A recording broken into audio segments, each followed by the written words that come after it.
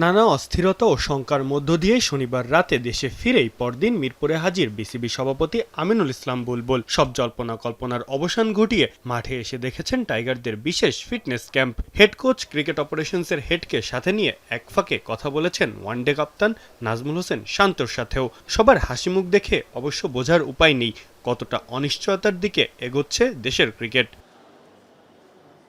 বুলবুলের বোর্ডের বিরুদ্ধে সরকারি হস্তক্ষেপে নির্বাচনে কারচুপি সহ একাধিক অভিযোগে তদন্ত কমিটি গঠন করে প্রতিবেদন তৈরি করছে জাতীয় ক্রীড়া পরিষদ। 15 কার্য দিবস অর্থাৎ এপ্রিলের প্রথম ভাগের মধ্যেই প্রস্তুত হয়ে যাবে চূড়ান্ত প্রতিবেদন, যার উপরে নির্ভর করবে বিসিবির বর্তমান পরিচালনা কমিটির ভবিষ্যৎ। দেশের বাইরে থাকায় বুলবুলের সাথে মুঠোফোনে একাধিকবার যোগাযোগ করা হলেও এবার তার সাথে সরাসরি আলোচনা করবে তদন্ত কমিটি, এমনটাই গুঞ্জন ক্রিকেট পাড়ায়। এবং উপজেলা পর্যায়ে মিনি স্টেডিয়াম নির্মাণ। এদিকে সংসদ অধিবেশনে প্রশ্নোত্তর পর্বে বিগত বছরগুলোতে অবৈধভাবে নিয়োগপ্রাপ্তদের জাতির সামনে আনার প্রতিশ্রুতি দিয়েছেন যুব ক্রীড়া প্রতিমন্ত্রী আমিনুল হক।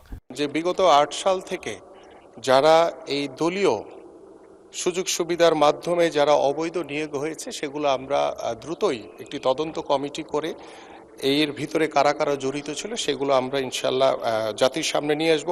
এই বোর্ডের যারা এই অপকর্মের সাথে জড়িত ছিলেন সেই সকল কর্মকর্তা কিংবা কর্মচারী তাদের বিরুদ্ধে আমরা তদন্তপূর্বক এদের বিরুদ্ধে ব্যবস্থা গ্রহণ করা হবে ইনশাল্লাহ। যদিও শেরেবাংলা জাতীয় ক্রিকেট স্টেডিয়ামে নেই তেমন কোনো উৎকণ্ঠার সুর। টানা তৃতীয় দিনের মতো চলমান ক্যাম্পে প্রধান কোচ ফিল সিমন্সের অধীনে খেলোয়াড়দের ফিটনেস এবং ফিল্ডিংয়ের উপরে দেওয়া হয়েছে সর্বোচ্চ গুরুত্ব। 17 এপ্রিল শুরু হতে যাওয়া নিউজিল্যান্ড সিরিজকে সামনে রেখে চলছে এই বিশেষ ফিটনেস ক্যাম্প। মাহফুজ আহমেদ, এখন, ঢাকা।